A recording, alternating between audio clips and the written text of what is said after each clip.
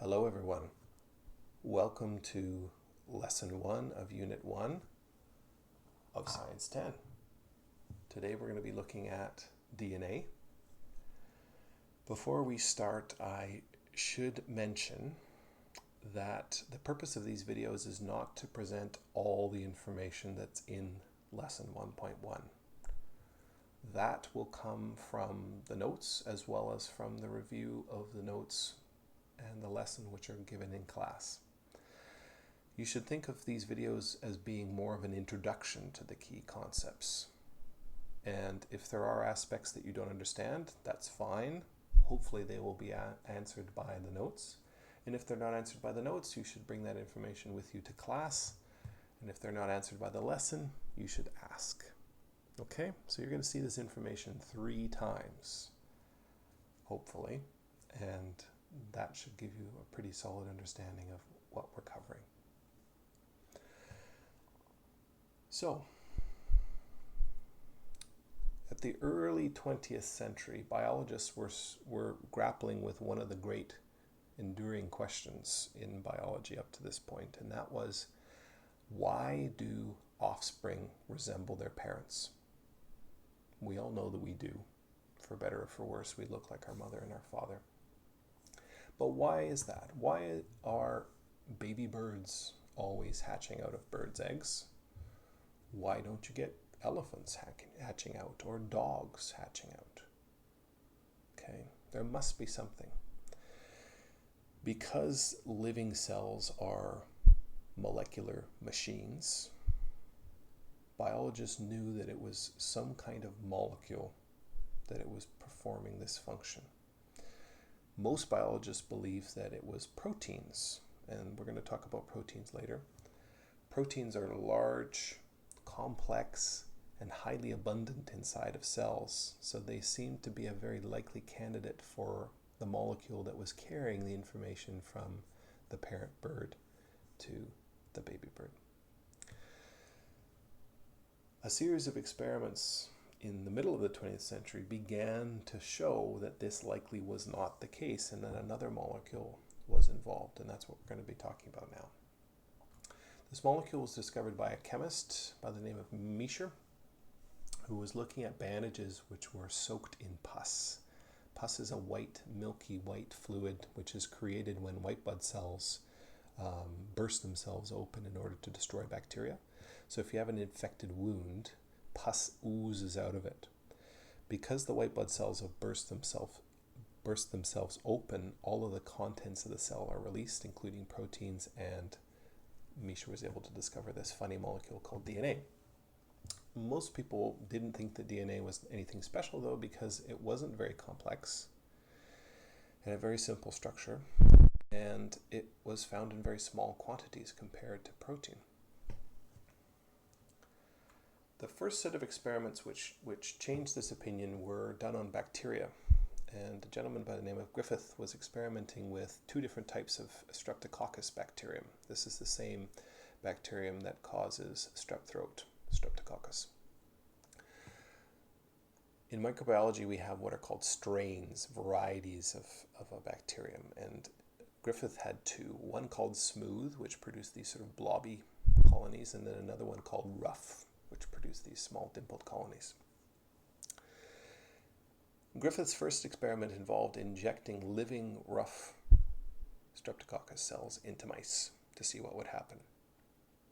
What he saw was that when he injected the rough cells into the mice, he waited for a while, and then he took blood samples and he checked the health of the mice.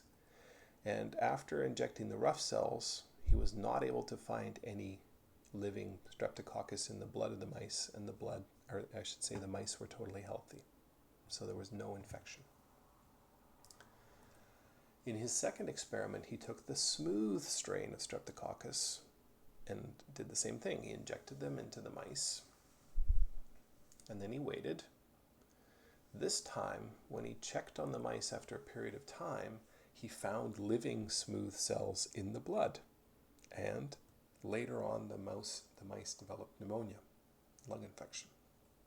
So he knew that the smooth strain caused a disease. Now that's an interesting result in itself, but he kept going. In his third experiment, he took the smooth cells, which he knew were infectious, and he killed them by boiling them in a Bunsen burner. And then he injected them into the mouse. Okay, what do you think happened? Well, if you know anything about how diseases work, the result was no infection. When he took the blood samples, there was no living smooth cells, and the mice were healthy. Now that was an interesting result again, and if he had been interested only in the medical aspects of this, he could have stopped and had a decent paper there describing, how this disease is created. But the reason why Griffith is still being talked about to this day is that he kept asking questions. He was a good scientist. And he asked the right question. His next experiment was this. What will happen if I take the living rough cells, which I know do not cause lung infections, and the dead smooth cells, which I know do not cause lung infections, and combine them together? And then I inject them into a mouse. Okay, that's what he did.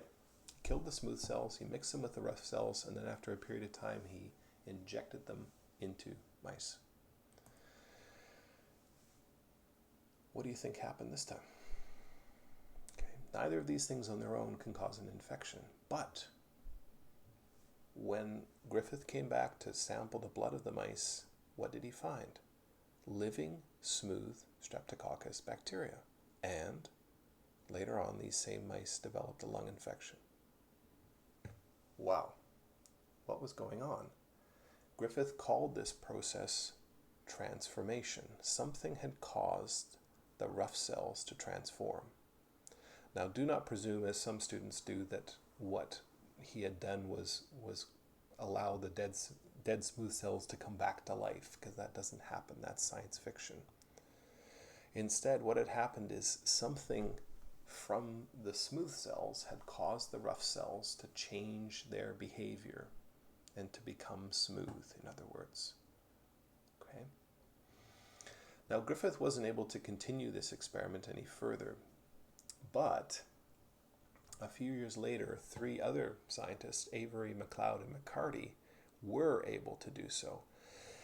And, I beg your pardon, and they looked at 3 different agents. They looked at proteins, they looked at DNA, and they looked at a related molecule, which is called RNA. And their experiments involved taking the smooth cells, which were killed by heat, in the same way that Griffiths had done, and then using different enzymes to destroy one of the 3 things. So in this particular case, an enzyme has been used to digest all of the DNA, all the little blue dots are gone, and then they put the rough cells in and saw whether or not the rough cells transformed. In this case, after the DNA had been destroyed from the smooth cell sample, the rough cells did not transform. So this was proof that DNA was causing the rough cells to change their behavior. When they did the same thing and destroyed all the protein in the sample, the rough cells still transformed. So it wasn't protein that was causing this transformation. It was DNA. So that was a first clue. Another big clue came in 1952 when 2 scientists, Hershey and Chase, did experiments using viruses. These particular viruses infect bacteria. And Hershey and Chase used the chemical structure of proteins and DNA. This is a part of DNA here. We're going to learn this term in a bit. And this is a piece of a protein, which is called an amino acid.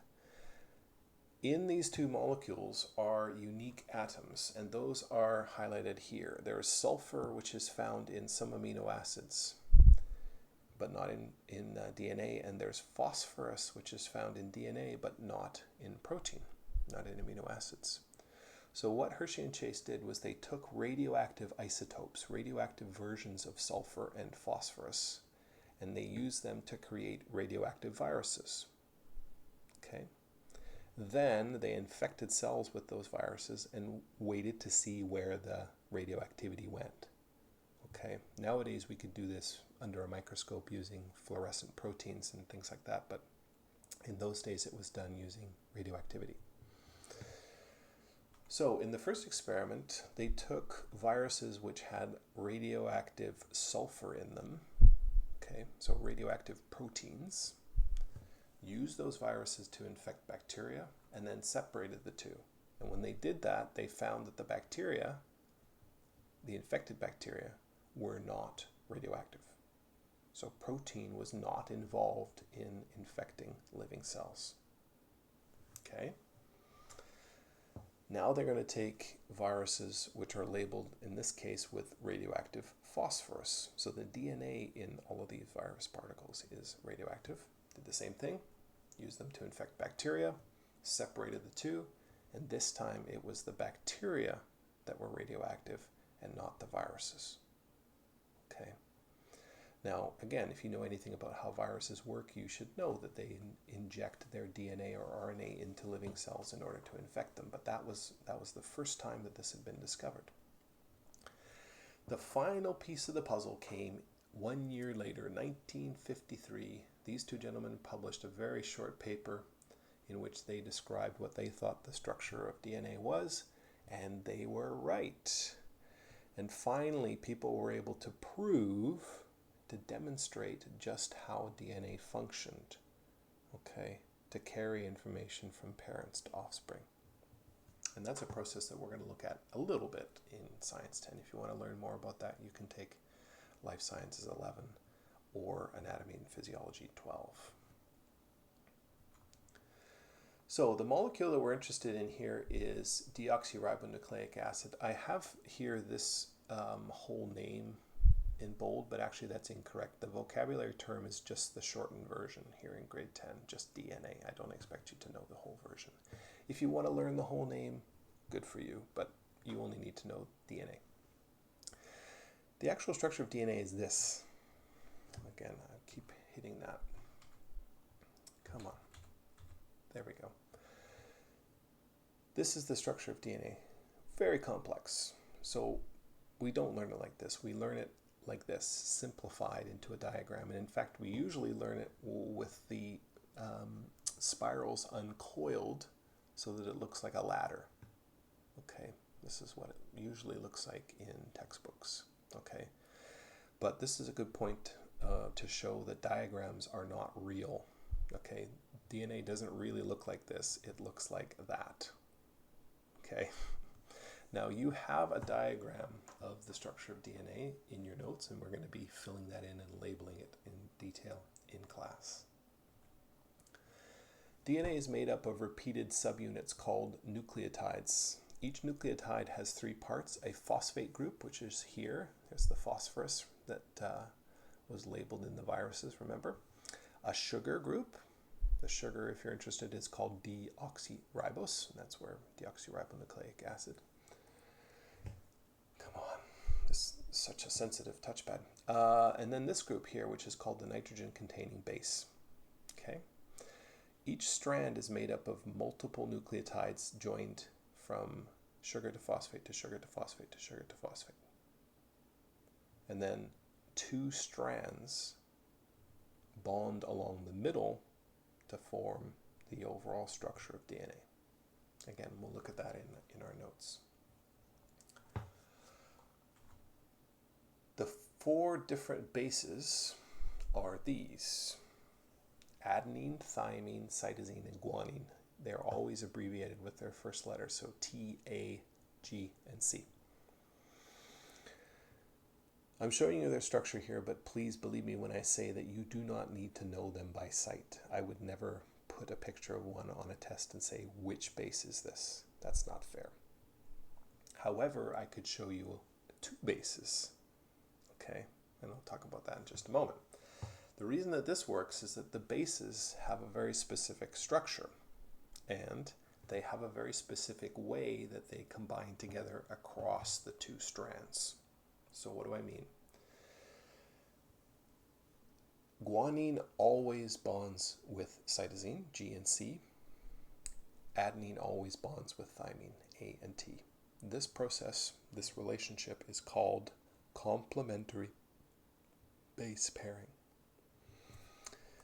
We know what a complement is with an I. Complement with an I means to say you're looking good today, or I like your hair. That's a compliment, okay, with an I. Compliment with an E means to match. Okay, why do they match? Well, if you look carefully, you can see that there are 3 of these dotted bonds between the G and the C, but only 2 between the A and the T. Okay, so they always pair up across the DNA molecule between the 2 strands in this particular way. Question: if a molecule contains 30% adenine, how much of that molecule is cytosine? I'd like you to pause the video now, think about it, write it on a piece of paper if you need to do the math, and then when you think you have the answer, unpause the video and see if you got it right. Okay, so let's see how we did. 30% of the molecule is adenine. That's what we know. Now, what most people would say is, oh, well, if it's 30% adenine, then it must be 30% cytosine. Not quite. And the reason for that is this: if 30% of the molecule is adenine, we know that for every A, there must be a T. So that means that thymine is also 30%.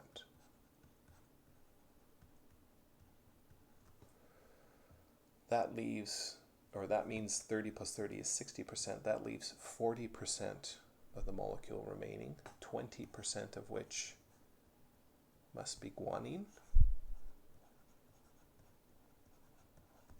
and 20% of which must be cytosine. Okay, that's complementary base pairing applied. Okay. So on a test, I could ask you a question like that. I could also show you part of a DNA strand like this and say, what are these bases? Okay.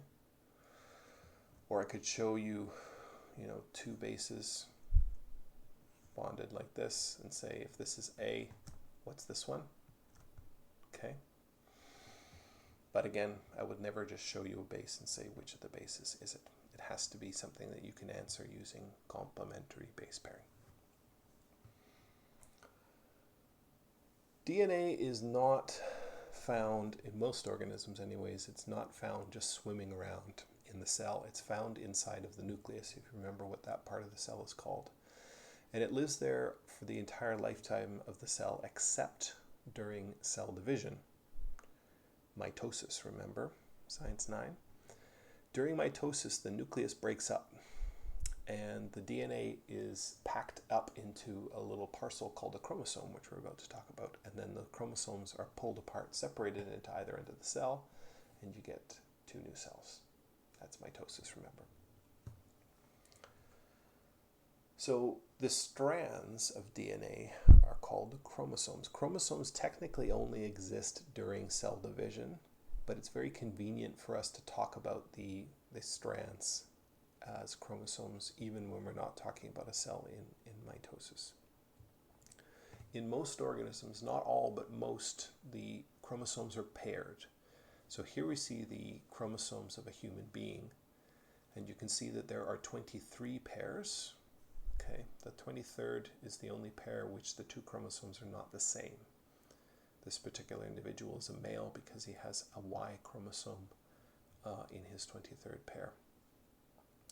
There's another abnormality here, if being male can be considered an abnormality, but if you look at chromosome 18, there's an extra.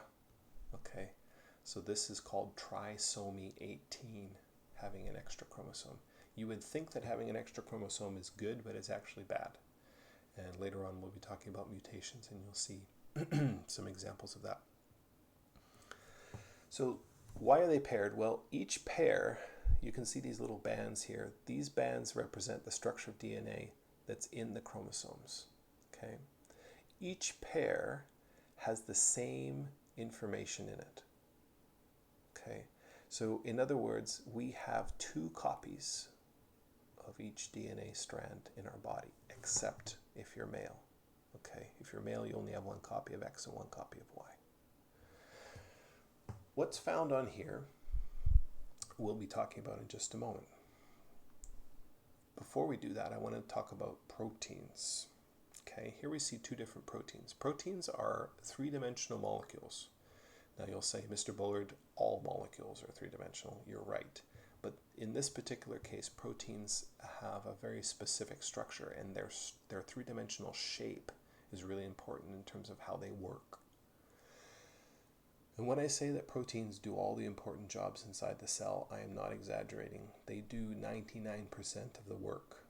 If there's a part of the cell that needs to be moved, proteins do that.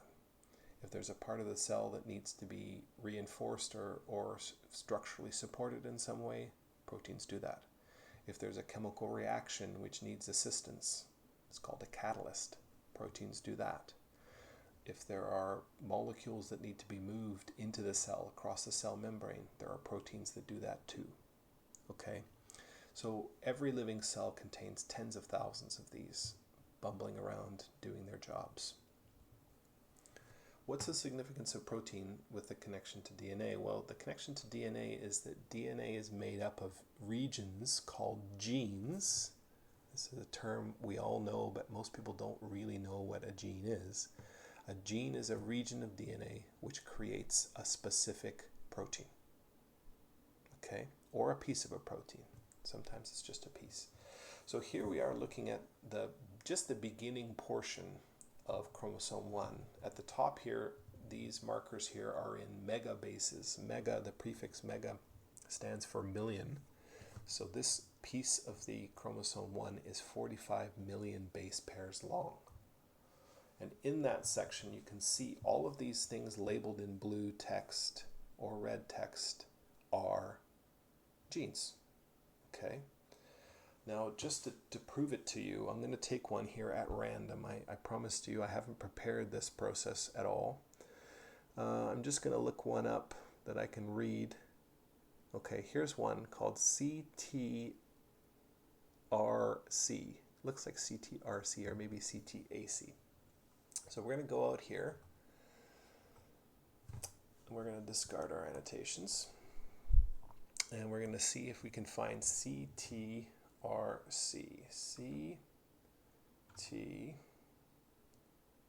Where's my R? I'm typing sideways here. There it is. Homo sapiens is the one we want. There it is. Chymotrypsin C. Of course, you all knew that, didn't you? What the heck does it do? It's going to tell us.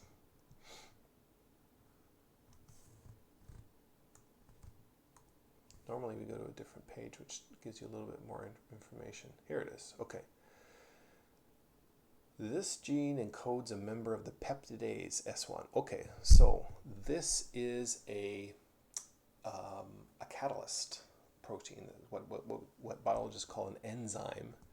And this particular enzyme digests proteins in your small intestine. I know that because trypsin is one of those molecules, and peptidase is the name for the overall group of protein digestion enzymes.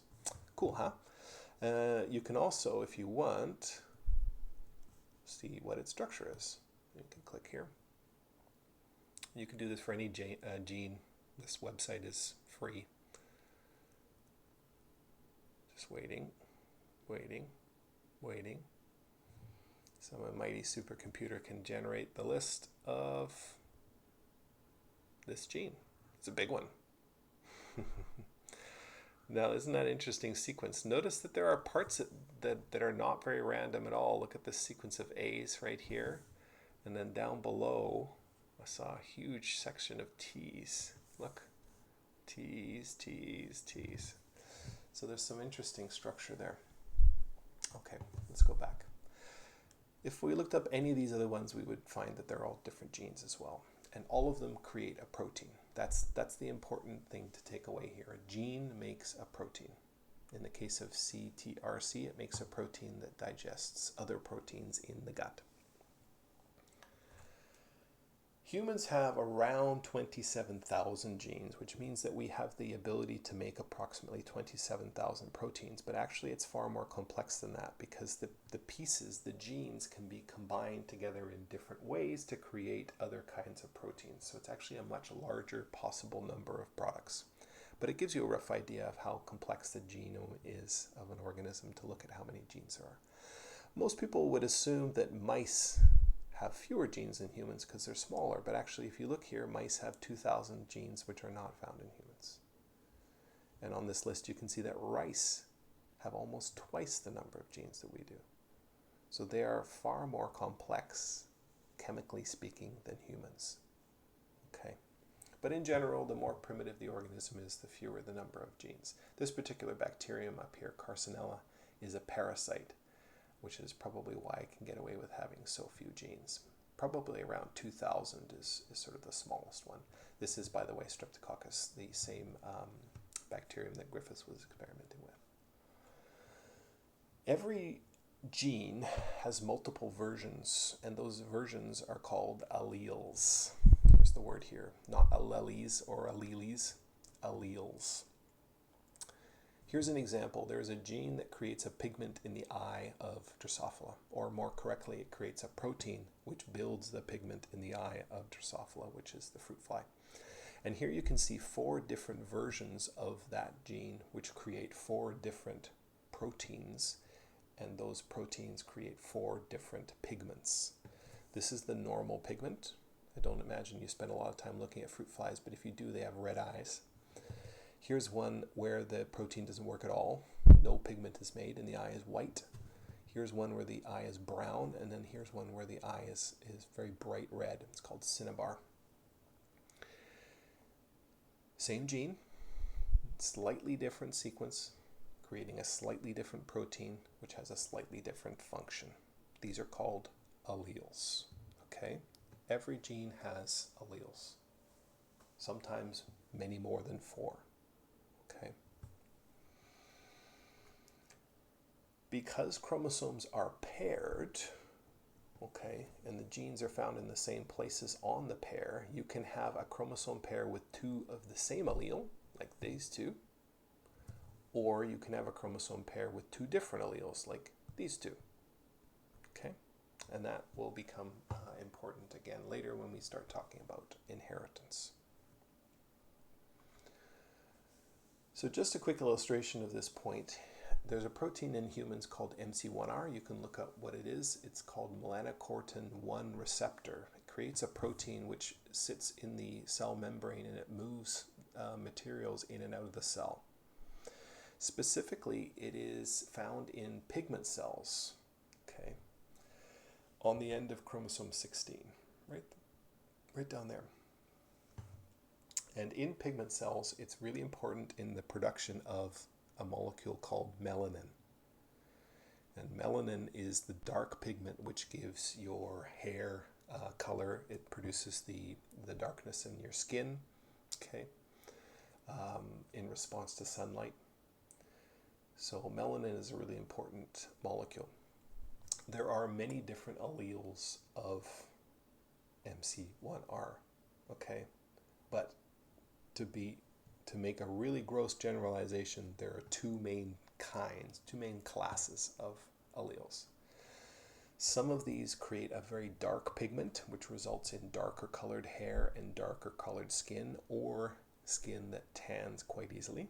Okay, that would be one of the alleles that I have. I have pretty dark brown hair, and my skin is pretty fair, but if I go out in the sun, it gets pretty dark pretty quickly. Another class of alleles of MC1R creates less dark melanin, which results in red hair or blonde hair, and lighter skin, which doesn't tan, and so it becomes very sensitive to the sun. Now, all of you are saying, well, I know somebody who's got black hair and is very pale. Fair enough. I'm not telling you that these are the only possible allele combinations that you can have, but these are the 2 main classes of MC1R that are found in humans. Again, 2 different alleles, same gene, slightly different sequence, creating a slightly different protein which results in a slightly different function. We're all done. What I'd like you to do now, if you can, if you have time, or soon, let's say that, I'd like you to go into the Moodle classroom. I'd like you to find the key for Unit 1 workbook, and I'd like you to fill in the notes for lesson 1.1. Just a reminder, the diagrams that you see there will be blank in the key, and there's a reason for that. We're going to be doing those diagrams together in class. Okay? In the notes, you will see a lot of the same things I've been talking about here in this video lesson. Just a heads up, we haven't set a date yet, but we will. There will be a quiz covering this lesson, the structure of DNA, which is Learning Target 1.1. Okay, so it's very important that your notes are complete and that you learn this stuff really well so that we can make sure we get that learning target and do well. Okay, good luck, my friends, and bye for now.